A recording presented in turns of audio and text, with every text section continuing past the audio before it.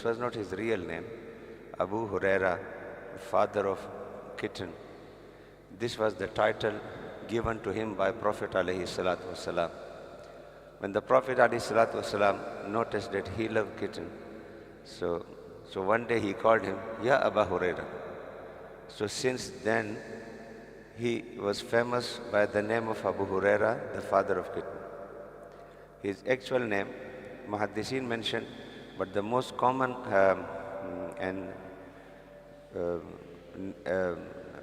consensus on his name is Abdul Rahman bin Sakhr ad-Dusi, from the tribe of Ad-Dus. He died in 59 Hijri in the age of 78, and he accepted Islam in 7 Hijri during Khaybar, Battle of Khaybar.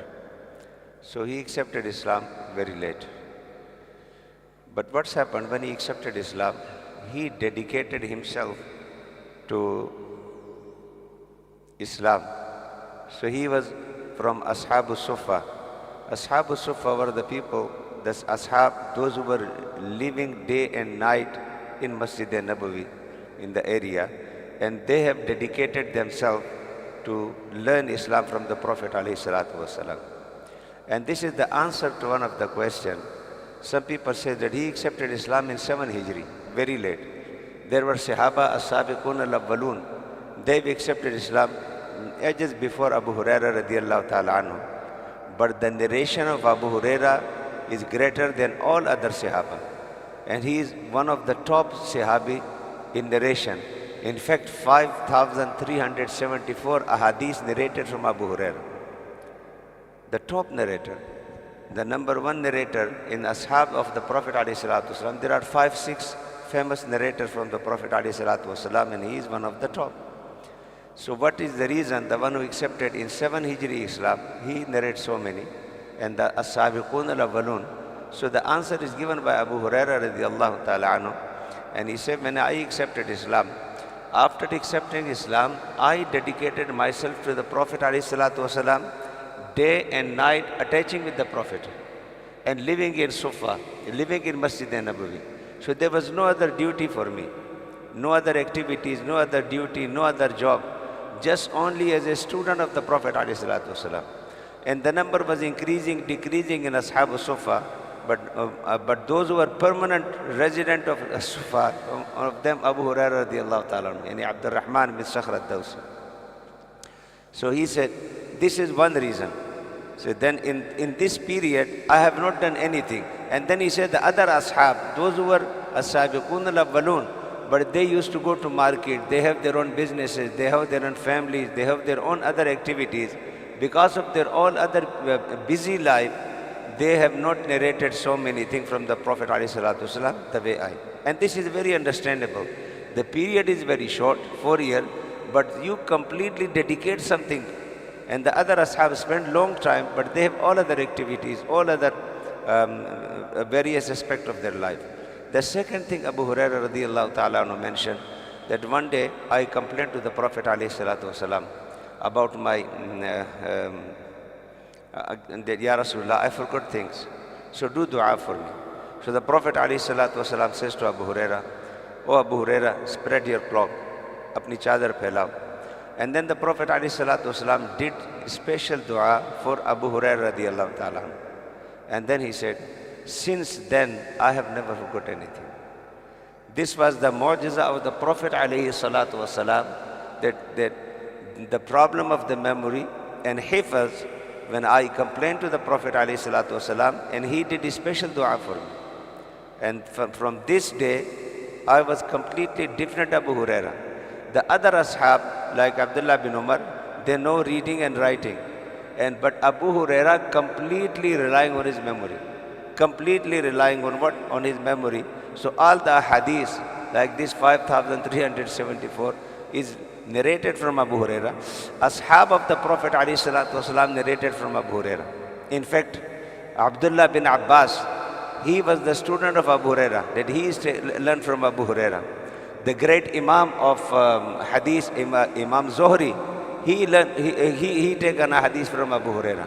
And according to some historians, those who compiled, Imam Zahabi mentioned some very great ashab and tabi'een, those who taken a hadith and become a student of Abu Huraira. But Imam Zahabi mentioned few. But according to some new research, there was 800 ashab and tabi'een, those who taken hadith from Abu Huraira, radiyallahu ta'ala anhu. So this is the biography of Sayyidina Abu Huraira. And he said that I divided night in three parts. One, the first part is for rest. The second part for prayer. And the third part is for revising the ahadith of the Prophet ﷺ. So this was the routine of Abu Huraira radiyallahu ta'ala. And also as a character of Abu Huraira radiyallahu ta'ala anhu, he is a very constant worshipper, very regular fasting, and regularly offering salatul tahajjud. And the fourth character of Abu Huraira is teaching the ahadith of the Prophet, means teaching students.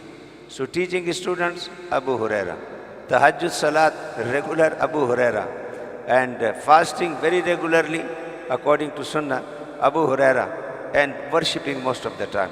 So you can understand, before he dedicated everything to learn, and then afterward he divided his night in three, and then 4 jobs of Abu Huraira. And all these are the reason why there are so many narrations from Abu Huraira. And one of the most reliable Sahabi in a hadith, all Sahaba al-Udul, that in narration, Abu Huraira. For a short period of time, he was appointed governor of Bahrain, but afterwards he stayed most of the time in Medina, and in 59 Hijri, he departed from this world, and he is buried in Jannat al-Baqi. In fact, there is his dua narrated muhaddithin, Allahumma inni a'udhu bika min ra'si sittin wa imarat as-sibyan. Oh my Lord, I seek your refuge from the age of 60 and the leadership of the children. So, but then the historian says that in 61 Yazid became leader, and and then the people understand that why Abu Huraira, and Abu Huraira definitely have learned this dua from the Prophet ﷺ, from the beginning of 16 and from the leadership of the children, and he departed from this world in 59, 1 year before. And the other story of Abu Huraira, very interesting. One day he accepted Islam. His mother was not accepting Islam. He tried many times, he did da'wah.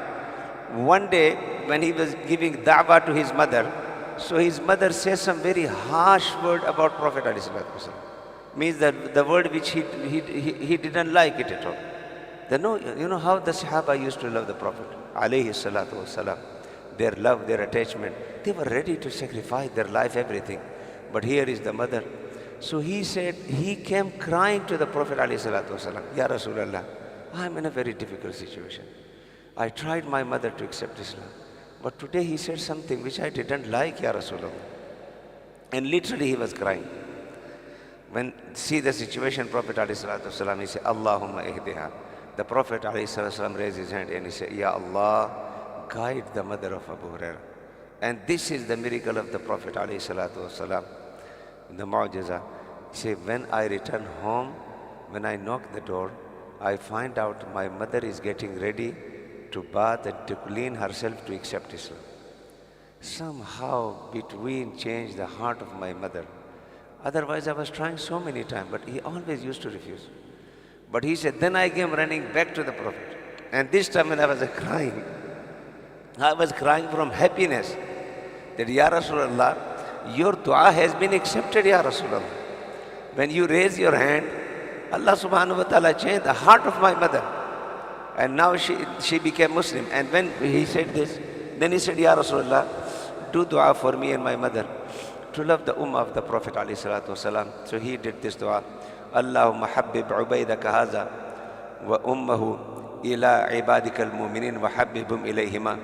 O Allah, make this servant and his mother the beloved of the believers, and make both of them to love the believers and believers to love them. So both sides this dua, and now you see the whole world is saying Abu Huraira, Abu Huraira. You mentioned the one who has any connection with the science of Hadith, his knowledge will not be completed without the name of Abu Huraira radiyallahu ta'ala anhu. But this was very brief. Otherwise, there are a lot of things about the character and the seerah of Abu Huraira radiallahu ta'ala anhu.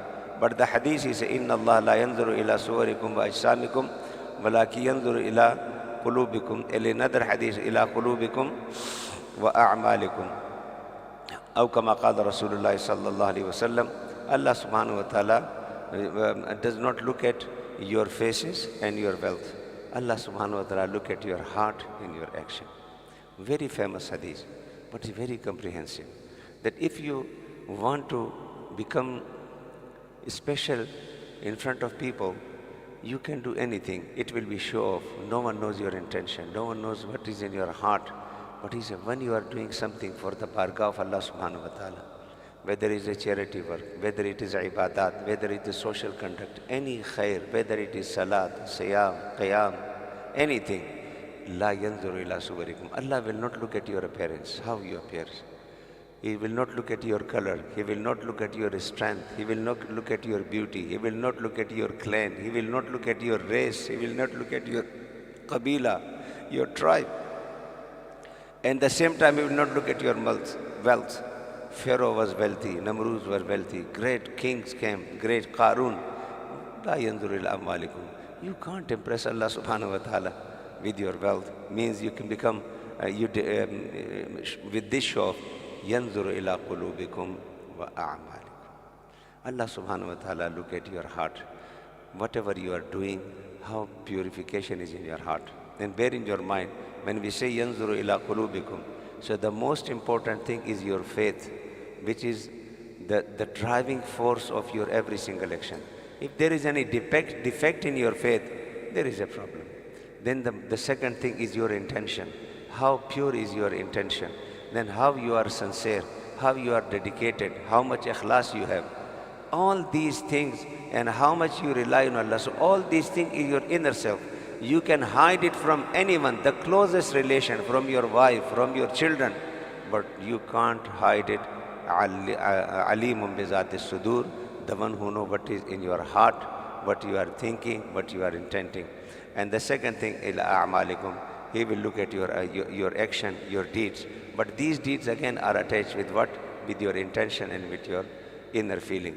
So, very famous hadith. Muhaddiseen have said a lot of things about this, many detail in this hadith, but very brief to remember in this morning dars, that purify your heart and do good deeds. Allah will not look at your wealth, your status in the society, and will not look at your creed, your color, your appearance. Only to get closer to Allah subhanahu wa ta'ala with these two things, purify your heart and then do good deeds. You will get reward from Allah subhanahu wa ta'ala. ربنا تقبل منا إنك أنت السميع العليم وتب علينا يا مولانا إنك أنت التواب الرحيم. اللهم اشفع مرضانا يا رب العالمين واغفر موتانا يا رب العالمين. اللهم انصر الإسلام والمسلمين خاصة على أرض فلسطين وفي غزة. اللهم انصرهم واحفظهم من عدوان الظالمين برحمتك يا أرحم